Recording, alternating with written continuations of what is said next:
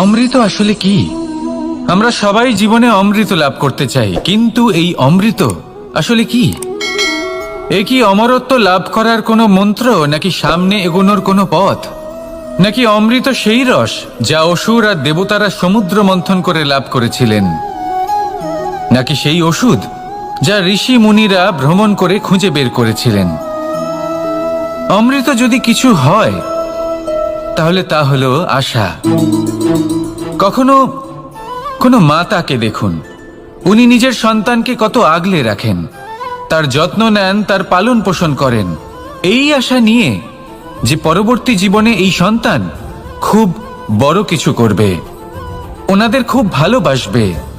এবার আগামী দিনে কি হতে চলেছে তা আমরা জানি না, পরমুহূর্তে কি হতে চলেছে তা আমরা জানি না, আগামী মুহূর্তে আপনি জীবিত থাকবেন কিনা সেটাও আমরা জানি না। কিন্তু আমরা অনেক বছরের পরিকল্পনা বানিয়ে ফেলি, সেটা অবশ্য মন্দ নয়। দেখুন, জীবন যাপন করার এই আশা, এটাই ভবিষ্যতের আধার হতে পারে। তাই এই আশা হলো গুরুত্বপূর্ণ, তাই একে নিজের সাথেই রাখুন। কথায় আছে যে যে ব্যক্তি নিরাশ হয়ে পড়েন, যার মধ্যে কোনো আশা বাকি থাকে না, তিনি হয়তো বেঁচে আছেন কিন্তু একটা মৃত জীবন যাপন করছেন। তাই এই আশার সঙ্গ কখনো ত্যাগ করবেন না, একে চিরকাল নিজের সাথেই রাখুন। জীবন আনন্দময় হয়ে উঠবে, আর এই হৃদয় তা ভালোবেসে বলবে রাধা রাধা। মানুষের সবথেকে বড় শক্তি কি? তার বাহুবল, অর্জন করা ধন,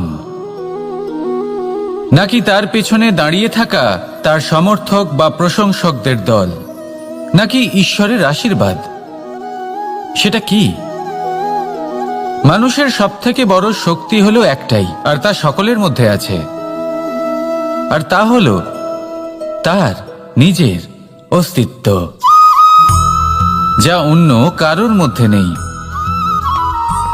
সংসারে অনেক লোক রয়েছেন, কিন্তু কেউ আপনার মতো নন। এটা হলো আপনার শক্তি, এ হলো আপনার নিজস্ব শক্তি। দুর্ভাগ্যবশত বেশিরভাগ মানুষ এটা বুঝতে পারেন না, নিজের শক্তিকে চিনতে পারেন না।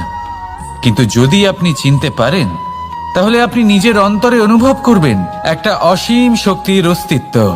যে সাফল্যের পথে আপনি চলছেন, আপনি দেখবেন যে এই সাফল্যের দ্বার নিজে থেকেই খুলে গেছে।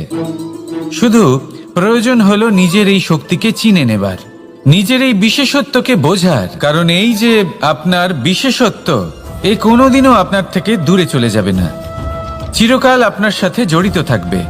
যদি আমি বাহুবলের কথা বলি, সময়ের সাথে সেটা চলে যাবেই। যদি কথা বলি অর্জিত ধনের, তাহলে সময়ের সাথে সেটাও চলে যাবে। মিত্র, পরিবার, বন্ধু, আশীর্বাদ, এই সব কিছু আপনার থেকে দূরে চলে যেতে চলেছে, সেটা আপনিও জানেন। কিন্তু এই যে আপনার অস্তিত্ব, আপনার বিশেষ শক্তি যা শুধু আপনার সাথে আছে, তা চিরকাল আপনার সাথেই জুড়ে থাকবে। দরকার হলো শুধুমাত্র এটা চিনে নেওয়ার, নিজের উপর বিশ্বাস রাখার, আর জীবনে এগিয়ে চলার। আপনি যদি এটা করেন, তাহলে সবাই এটা দেখে আপনার থেকে শিক্ষা নেবেন। তাহলে এটাই করুন, আর আমার সাথে ভালোবেসে বলুন রাধা রাধা। জীবনে অনেক সময় আমরা সমস্যার জালে এমন ভাবে জড়িয়ে পড়ি যে আমরা বুঝতেই পারি না যে আমাদের কি করা উচিত, কার সাহায্য চাইবো, কার সাথে দেখা করব, বুঝতেই পারি না। অনেক সময় এমন হয় যে সমস্যা আমাদের থেকে শুরু হয় না, অন্য কারোর থেকে শুরু হয়। অনেক সময় এই সময় এমন খেলা খেলে যে আপনি সেই সমস্যায় ফেঁসে যান। কিন্তু সমস্যা যেখান থেকেই শুরু হোক না কেন, সেই সমস্যার সমাধান আপনাকে করতেই হবে। অনেক সময় মানুষ এমন বলেন, আমার অতীত এত বাজে, সেটা শুধরে কি হবে? এই ভুলটাই তারা করে বসেন। দেখুন, আগে যা হয়ে গেছে, যা শুধুই অতীত, যা সত্য তা কখনো বদলানো যাবে না। কিন্তু এটাও সত্যি যে এখন থেকে সামনের যে পথ, সেটাও আপনার হাতে রয়েছে। আপনি একে ভালোও বানাতে পারেন, খারাপও বানাতে পারেন। তাই আপনার এটা শুধরে নেওয়াই উচিত। কারণ মানুষ আসলে তার নিজের অতীতকে নয়, তার বর্তমানকে প্রভাবিত করতে পারে। এই বর্তমানই পরবর্তীকালে অতীত হবে, যা আপনি শুধরে নিতে পারেন। তাই আপনি সেই চেষ্টাই করুন, নিরন্তর চেষ্টা করুন। ধনাত্মক দৃষ্টিভঙ্গি নিয়ে নিজের বুদ্ধি প্রয়োগ করুন, সাহসের সদ্ব্যবহার করুন, যাতে আপনার আগামী সময় আপনি আরো ভালো করে তুলতে পারেন। আপনার সমাপ্তি আর সমাপ্তির পথে এই যাত্রা, তাকে আপনি সুখময় করে তুলতে পারেন। তাহলে এটাই করুন আর আমার সাথে ভালোবেসে বলুন, রাধা রাধা। আমাদের এই বর্তমান আর ভবিষ্যৎকে সুন্দর করার উপায় কি? কেউ বলবেন আজ নিরন্তর পরিশ্রম করতে থাকো, কর্ম এবং চেষ্টা করতে থাকো। তার থেকেও বেশি গুরুত্বপূর্ণ কিছু আছে, বিগত অতীতের সাথে শান্তি স্থাপনা করা। কারণ অনেক সময় আপনার এই অতীত আপনাকে সামনে অগ্রসর হতেই দেয় না। আর অতীতের এই বিতৃষ্ণা যদি আপনি ভুলতে না পারেন, তাহলে বর্তমানের এই মিষ্টি সুখ আপনি কিভাবে উপভোগ করবেন, ভবিষ্যৎকে কিভাবে সুন্দর বানাবেন? তাই এই অতীতকে ভুলে যান, এর থেকে যা শিক্ষা প্রাপ্ত করার করে নিন, আর বর্তমান এবং ভবিষ্যৎকে আরো সুন্দর করে তুলুন। আর আমার সাথে ভালোবেসে বলুন, রাধা রাধা। কথায় আছে যে নিজে করে দেখো, নিজে অভিজ্ঞতা প্রাপ্ত করো, নিজে শেখো, নিজে জানো। এতে কোনো কিছুই অনুচিত নেই। দেখুন, এমন নতুন কিছু করা যা আজ পর্যন্ত কখনো কেউ করেননি, তার থেকে যে অভিজ্ঞতা আসবে তা না শুধু আপনার জন্য বরং সবার জন্য লাভদায়ক হবে। যারা আপনাকে দেখে শিখছেন তাদেরও এতে লাভই হবে। কিন্তু সমস্যা কোথায় উৎপন্ন হয় সেটা আমি আপনাকে বলি। আমাদের জীবনকাল এতটাও বড় নয় যে প্রত্যেক কাজ করে আমরা অভিজ্ঞতা দ্বারা কিছু শিখতে পারবো। এবার ধরুন, এই যে আগুন গরম হয়, এটা জানার জন্য সংসারের প্রত্যেক মানুষকে আগুনে হাত দেওয়ার কোনো প্রয়োজন নেই। সংসারে অনেক লোক রয়েছেন, অনেক মহাপুরুষ ছিলেন, বিদ্বান লোক ছিলেন, বুদ্ধিমান লোক ছিলেন, যাদের অভিজ্ঞতা দ্বারা আমরাও শিখতে পারি। ওনাদের জীবনকে দেখে আমরাও অভিজ্ঞতা লাভ করতে পারি। যদি এটা করেন তাহলে জীবন আরো কিছুটা সরল হয়ে যাবে। নয়তো আমাদের কাছে তো বিকল্প রয়েছেই।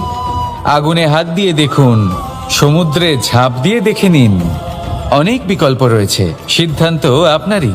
তাই সঠিক সিদ্ধান্ত নিন আর আমার সাথে ভালোবেসে বলুন, রাধা রাধা। জীবনে যখনই আমাদের সামনে কোনো সংকট আসে, তখন আমাদের সামনে দুটো পথ খোলা থাকে। প্রথম পথ ভয়ভীত হয়ে যাওয়া, দ্বিতীয় পথ সাহসের সাথে তার সম্মুখীন হওয়া। এই দুইয়ের উদ্দেশ্য সমান, লক্ষ্য হলো সমান, আত্মসুরক্ষা, জীবন রক্ষা। কিন্তু ভয়কে দুর্বল মনে করা হয় আর সাহসকে আপনার বল বলে মনে করা হয়। কারণ হলো এটাই যে ভয়, তা হলো শুধুমাত্র একটা প্রতিক্রিয়া, আর সেইখানে সাহস, এটা হলো একটা নিশ্চয়, একটা প্রতিবদ্ধতা। আর যদি সাহসের সাথে আপনি সংকটের সম্মুখীন হন, তাহলে হয়তো সেই সংকট আপনি চিরকালের মতো দমন করতে পারবেন। কারণ বিপদ যখন আসে তখন সর্বপ্রথম আমাদের দ্বন্দ্ব হয় এখানে, মনে। সেই বিপদের সম্মুখীন আমরা এখানে হই। যদি এই হৃদয়কে, এই মনকে আপনি সাহসী করে তুলতে পারেন, তাহলে তাতে কখনো ভয় আসবে না। আর সেই বিপদের সম্মুখীন হওয়াও সরল হবে, জয়লাভ করাও সরল হবে। তাই নিশ্চিত রূপে সাহস হলো অধিক শ্রেষ্ঠ। জীবনে যখনই কোনো সংকট আসবে, তখনই সাহসের সাথে তার সম্মুখীন হন আর আমার সাথে ভালোবেসে বলুন, রাধা রাধা। পরিস্থিতি কখনো এটা ভালো থাকে, আবার কখনো মন্দ হয়ে যায়। কখনো এই পরিস্থিতি আমাদের পক্ষে থাকে, আর কখনো এই পরিস্থিতি অনুযায়ী আমাদের চলতে হয়। কোনো বিকল্প থাকে না। কিন্তু যখনই এই পরিস্থিতি খারাপ হয়ে যায়, তখন কি করা উচিত সেই প্রশ্ন মনে জেগে ওঠে। পরিস্থিতি যখন প্রতিকূল হয়, তখন আমরা কিছু হারালে তা হারিয়ে ফেলি, ঠিক আছে, কিন্তু যা বাকি আছে সেটা আমরা আগলে রাখতে পারি। পরিস্থিতিকে সামলে রাখার চেষ্টা আমরা অবশ্যই করতে পারি, শুধু সেটুকুই আমাদের হাতে রয়েছে। কিন্তু এর থেকেও বড় সমস্যা আছে, অহংকার। কখন প্রবেশ করে আমরা জানতেও পারি না। এই অহংকার আপনাকে বুঝতেও দেবে না যে আপনি সত্যি কিছু হারিয়েছেন। আপনার কিছুই যাবে আসবে না। দেখতে গেলে আকাশের সূর্য নিজের প্রকাশ হারিয়ে ফেলে যখন অন্ধকার ঘনিয়ে আসে। তাহলে আমরা কে হই? ওনার সামনে তো কিছুই নই। এই অহংকার আমাদের দমন করতেই হবে। এটা বিশ্বাস করতে হবে যে এই সমগ্র সৃষ্টিতে আমরা শুধুমাত্র একটা কণা, তার থেকে বেশি আর কিছুই নয়। বিশ্বাস করতে হবে যে আমরা ততটাও বড় নই যে কখনোই কিছুই হারাবো না। এবার যেদিন এই জ্ঞান আপনি আত্মস্থ করে নিজের আচরণ পাল্টাবেন, মনে রাখবেন সেই দিনই অহংকারকে দমন করতে আপনি পথে অগ্রসর হয়ে পড়েছেন। এই অহংকারকে দমন করুন আর আমার সাথে ভালোবেসে বলুন, রাধা রাধা। তালা অনেক পুরনো একটা আবিষ্কার। যবে থেকে এই সংসারে বহুমূল্য বস্তু নির্মিত হয়েছে, তবে থেকেই এই তালা নির্মাণ হয়েছে। তবে থেকে এর ব্যবহার করা হয়েছে, যাতে উচিত সময় এলে পরে আমরা আমাদের বহুমূল্য জিনিসগুলো সুরক্ষিত রাখতে পারি এবং সময় এলে পরে বের করে সেগুলি ব্যবহার করতে পারি। এবার একটা গুরুত্বপূর্ণ তথ্য আছে যেটা জানা অত্যন্ত গুরুত্বপূর্ণ, এবং সেটা হলো যে একটা তালা নির্মাণের পূর্বে তা খোলার যন্ত্র অর্থাৎ তার চাবিটি নির্মাণ করা হয়, এবং এটাই জীবনের খুব বড় একটা শিক্ষা প্রদান করে যায়। আমাদের জীবনে যখনই কোনো সমস্যা আসে তখন ভয়ভীত হওয়ার কোনো দরকার নেই, কারণ এই প্রকৃতি, এই ঈশ্বর এই সমস্যার সমাধান তথা এর চাবি আগে থেকেই নির্মাণ করে রেখে দিয়েছেন। শুধু দরকার হলো সেই সমস্যার ঊর্ধ্বে উঠে সেই সমাধান খুঁজে বের করা। মানুষ অনেক সময় সমস্যা দেখে ভীত হয়ে পড়েন, চিন্তিত হয়ে পড়েন, নিজের বিবেক হারিয়ে ফেলেন। আপনার শুধু এই মনকে শান্ত করা প্রয়োজন। এই শান্ত মনের সাথে এই সমস্যার নিবারণ খুঁজে নিতে হবে। তাই সমস্যা যতই তীব্র হোক না কেন, ভয় পাওয়ার কোনো প্রয়োজন নেই। পরম শান্ত মনে সমাধান খুঁজে বের করুন। আসুন আমার সাথে ভালোবেসে বলুন, রাধা রাধা। মানুষ বড়ই বিচিত্র প্রাণী। অধিক থেকে অধিকতর ধন লাভ করার চেষ্টায় নিজের শরীরকে নষ্ট করে ফেলেন, নিজের শক্তি হারিয়ে ফেলেন, নিজের সামর্থ্য হারিয়ে ফেলেন। আর যে ধন লাভ করেন সেটা কোথায় যায়? সেই শক্তি, সেই সামর্থ্যকে আবার ফিরে পাওয়ার জন্য। আর কিছু মানুষ জীবন এমনভাবে যাপন করেন যেন তা কখনোই শেষ হবে না, কিন্তু শেষ তো সবারই হবে।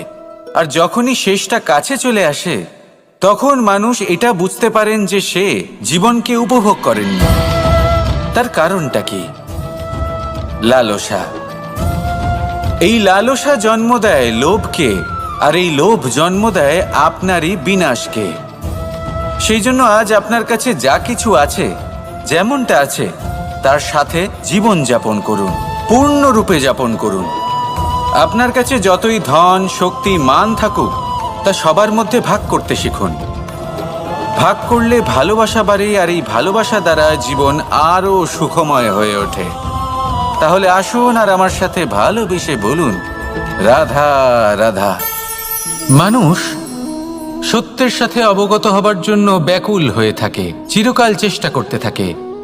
জন্ম থেকেই তার মনে এই ইচ্ছে জাগ্রত হয় সত্যিটা কি সেটা জানতে। এবার এই ইচ্ছে, এটা পূর্ণ কিভাবে করা যেতে পারে? কারণ মনে হয় যে জ্ঞান অর্জন করলেই এই ইচ্ছে পূর্ণ হতে পারে।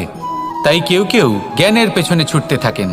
কেউ এটা ভাবেন যে এই ইচ্ছে পূর্ণ করা যেতে পারে ধন আর শক্তির দ্বারা, তাই তারা ধন আর শক্তি প্রাপ্ত করতে চান।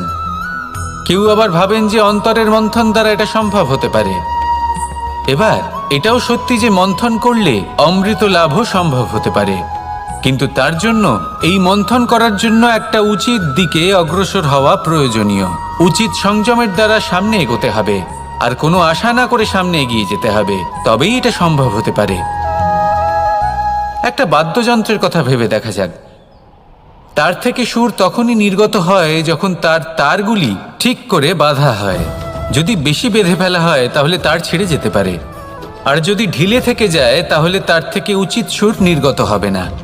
একটা অত্যন্ত গুরুত্বপূর্ণ কথা মনে রাখবেন, সত্যকে লাভ করার প্রাথমিক আধার হলো অনুশাসন। জীবনে এই অনুশাসন আনুন, সত্য আপনা আপনি আপনার কাছে চলে আসবে, আর এই মন প্রসন্ন হয়ে বলবে রাধা রাধা। জীবনে যখনই কোনো কঠিন কাজ আমাদের সামনে আসে, তখন আমরা কারোর না কারোর থেকে সাহায্য চাই, যেটা উচিত। কিন্তু যদি যে কোনো ছোটখাটো বিষয়ে আমরা সাহায্য চাইতে শুরু করি, তাহলে কি হবে? তাহলে আমরা নিজেদের সামর্থ্য, নিজেদের যোগ্যতাকে কখনো বাড়তেই দেব না, না আমাদের শক্তি কখনো বাড়বে। কারণ এটা আমাদের অভ্যেস হয়ে যাবে। যাই ঘটুক, আমরা কারোর থেকে সাহায্য চাইতে চলে যাব, এটাই আমাদের স্বভাব হয়ে যাবে। সেই জন্য আমাদের যেটা করা উচিত সেটা হলো, যতক্ষণ না আর কোনো উপায় থাকছে ততক্ষণ আপনি কারোর থেকে সাহায্য চাইতে যাবেন না। চেষ্টা করুন, যা সংকট থাকুক, সমস্যা থাকুক, পরিস্থিতি যতই কঠিন হোক, নিজে সমাধান করতে চেষ্টা করুন। যতটা পারবেন আত্মনির্ভর হওয়ার চেষ্টা করুন। যদি এটা করতে পারেন, তাহলে আপনি অনেক কিছু শিখবেন। দিন প্রতিদিন আপনার জীবন আরও বেশি উজ্জ্বল হয়ে উঠবে, ব্যক্তিত্বের বিকাশ ঘটবে, আপনার শক্তি বৃদ্ধি পাবে, যোগ্যতা বৃদ্ধি পাবে, আত্মবিশ্বাস জেগে উঠবে, আর আত্মনির্ভর হয়ে মন বলবে রাধা রাধা। আমাদের জীবন হলো একটা উপবনের মতো, যেখানে কাঁটাও আছে আবার ফুলও আছে। আর যদি আপনি ফুল লাভ করতে চান, তাহলে কাঁটার সংস্পর্শে তো আপনাকে আসতেই হবে। এটাই জীবনের সত্য। আমাদের জীবনে, আমাদের পরিবারে, আমাদের সমাজে দেখবেন ভিন্ন ভিন্ন ধরনের মানুষ আছে। কেউ আছেন দুর্জন, কেউ সজ্জন, কেউ শত্রু হন তো কেউ মিত্র। যদি আপনি দুর্জনদের কাছে যান, তাহলে শুধুই কষ্ট পাবেন।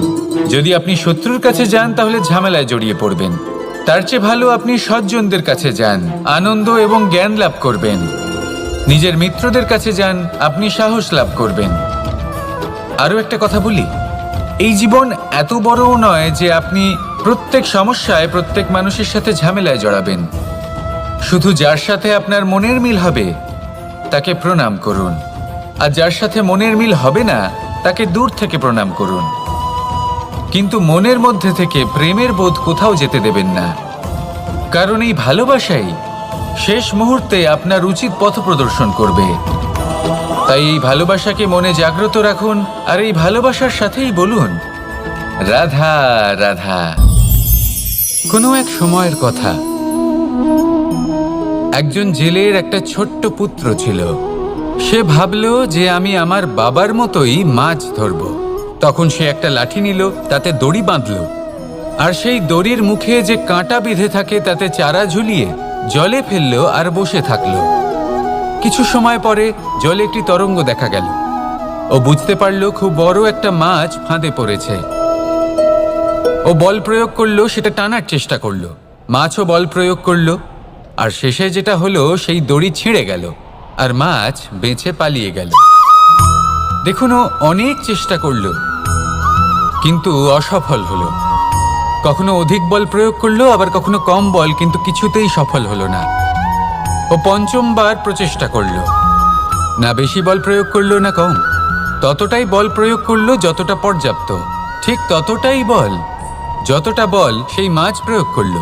আর শেষ পর্যন্ত জীবনে প্রথমবার ও মাছ ধরতে সফল হলো। এবার এই কথার সারমর্ম কি? ভারসাম্য। এটাই হলো জীবনের সবথেকে বড় নিয়ম। আমাদের সবার জীবনে সমস্যা রয়েছে, কখনো মন দিয়ে ভেবে দেখবেন। জীবনে যদি কোনো ক্ষুদ্র সমস্যা বা ছোট সমস্যা থাকে, আর সেটা সমাধান করার জন্য আপনি বেশি চেষ্টা করছেন, তাহলে তার দ্বারা সমাধান হয় না, বরং আরও বিপদ বেড়ে যায়। যখন কোনো বড় সমস্যা থাকে আর আপনি কম চেষ্টা করতে থাকেন, তখন সমাধান হয় না, তা চলতেই থাকে। শুধু এটাই হলো ব্যাপার। জীবনের সমস্ত সমস্যার একটা ভারসাম্য বজায় রাখা, যদি এটা আপনি শিখে ফেলতে পারেন, জীবনটা আপনার হাতের মুঠোয় থাকবে। আসুন আমার সাথে ভালোবেসে বলুন রাধা রাধা। মানুষের জীবনে স্বচ্ছতার একটা আলাদা গুরুত্ব আছে। যদি আপনি নিজেকে স্বচ্ছ রাখেন, তাহলে আপনার নিজেরও ভালো লাগবে, সামনের ব্যক্তিরও ভালো লাগবে, একটা অন্যরকম প্রভাব পড়বে। কিন্তু একজন শ্রেষ্ঠ ব্যক্তি কিভাবে হয়ে ওঠা সম্ভব? যার মধ্যে গুণ আছে, শিক্ষা আছে, শুভ চেতনা আছে, যিনি সৎকর্ম করেন। কিভাবে হব সেই ব্যক্তি যার মধ্যে জ্ঞান আছে? শুধুমাত্র স্বচ্ছ থাকলে তো তা হওয়া সম্ভব নয়। প্রথমে আপনাকে বুঝতে হবে যে মানুষের মধ্যে 4টি মূল তত্ত্ব আছে। প্রথম হলো তার শরীর, যার দ্বারা উনি যে কোনো কর্ম করে থাকেন। দ্বিতীয় তত্ত্ব হলো তার মন, যার দ্বারা কোনো কর্ম করার জন্য সে নিজেকে প্রেরণা দিতে থাকে। তৃতীয় তত্ত্ব হলো বুদ্ধি, যে কর্ম আমরা করতে চাই, যে লক্ষ্যে আমরা পৌঁছতে চাই, সেটা আমরা কিভাবে কোন পথে করব সেটা স্থির করা যায় বুদ্ধি দিয়ে। আর চতুর্থ তত্ত্ব হলো আত্মা। আত্মা হলো এমন এক তত্ত্ব যার কোনো সমাপ্তি নেই। আত্মা হলো অজয়। কিন্তু এরও শুদ্ধিকরণের প্রয়োজন হয়। এই 4টি তত্ত্বের শুদ্ধিকরণ করতে থাকুন, এতে নির্মল রাখুন, শুদ্ধ রাখুন। এবং এটা কিভাবে হবে? শুভ চেতনা দ্বারা, জ্ঞানের দ্বারা, এবং সবথেকে বেশি গুরুত্বপূর্ণ প্রেমের দ্বারা। আসুন আমার সাথে ভালোবেসে বলুন, রাধা রাধা। একে বালি বলুন, মাটি বলুন বা ধুলো বলুন, এ দিয়ে কত কিছু করা সম্ভব। এ দিয়ে আপনি নিজের বাসস্থান নির্মাণ করতে পারেন, প্রাচীর গড়ে তুলতে পারেন, অট্টালিকা নির্মাণ করতে পারেন। কিন্তু যদি এই বালিকে আপনি মুষ্টিবদ্ধ করে রাখতে চান, তাহলে তা হাত থেকে ফসকে যাবে। আপনি কখনোই একে মুষ্টিবদ্ধ করতে পারবেন না। এরকমই হয় আমাদের জীবন, আর এরকমই হয় সময়। এই মুষ্টিবদ্ধ করা বালির মতো। সময়কে আমরা বাধা দিতে পারবো না, আটকেও রাখতে পারবো না। এ হলো প্রবাহমান। জন্ম থেকে মৃত্যু পর্যন্ত এই যে সময়, তা খুবই সীমিত। আর এই সময় আমরা যেটাই করি তার দ্বারাই আমাদের মূল্য নির্ধারিত হয়। আর এই সংসার থেকে চলে যাওয়ার পরেও এই সংসার এই সব কর্মের জন্যই আমাদের মনে রাখে। তাই যদি আপনি এটা ভাবেন যে আজ যে কর্ম করার ছিল আমি না হয় কাল করে নেব, কাল আমার লক্ষ্যে পৌঁছানোর কথা ছিল আমি পরশু পৌঁছবো, না, এই সময় খুব মূল্যবান, একে নষ্ট করবেন না। এই সময়কে সদ্ব্যবহার করুন, মহান হবার পথে অগ্রসর হন। একে যদি মুষ্টিবদ্ধ করে রাখার চেষ্টা করেন, এই সময় থেমে থাকবে না। আসুন আমার সাথে ভালোবেসে বলুন, রাধা রাধা।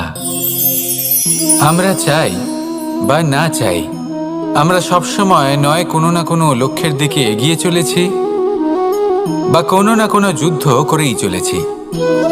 যেমন যে যুদ্ধ মনের মধ্যে চলছে সেগুলো হলো অন্তর্মনের যুদ্ধ, যেমন পরিবার প্রতিপালনের যুদ্ধ, কর্তব্য পালনের যুদ্ধ, কোনো প্রিয়জনকে না হারানোর যুদ্ধ। এসব যুদ্ধ মনের মধ্যে চলে এবং সেদিক থেকে দেখতে গেলে আমরা হলাম এই সংসারের সব থেকে বড় যোদ্ধা, তাই না? কিন্তু এই সব যুদ্ধে যদি আপনি জয়ী হতে চান তাহলে 3টি বিষয় আপনাকে মাথায় রাখতে হবে।